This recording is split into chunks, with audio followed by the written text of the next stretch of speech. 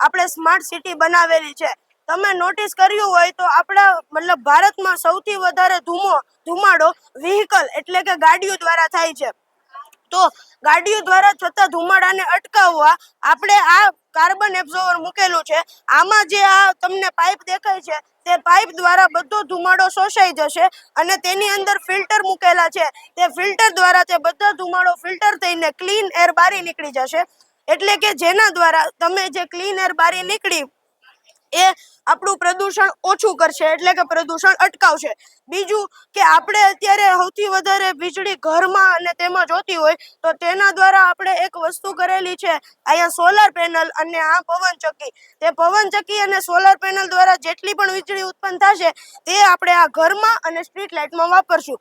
બીજું તમે અત્યારે જોયું હોય તો સૌથી વધારે વીજળીનો વ્યાપ જો આમાં થાય સ્ટ્રીટ લાઇટ। આપણે આખી રાત સ્ટ્રીટ લાઇટ ચાલુ રહે જેના દ્વારા જો ત્યાં ગાડી હોય તો પણ ચાલુ રહેશે અને ગાડી ન હોય તો પણ ચાલુ રહેશે એટલે વીજળીનો બગાડ થયો।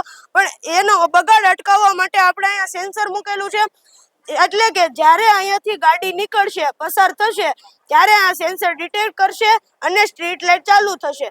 પછી જ્યારે ગાડી અહીંથી પાછી નીકળી જશે એટલે સેન્સર ડિટેક્ટ કરશે અને લાઇટ બંધ જેના દ્વારા આપણે વીજળીનો બગાડ અટકાવી શકીએ।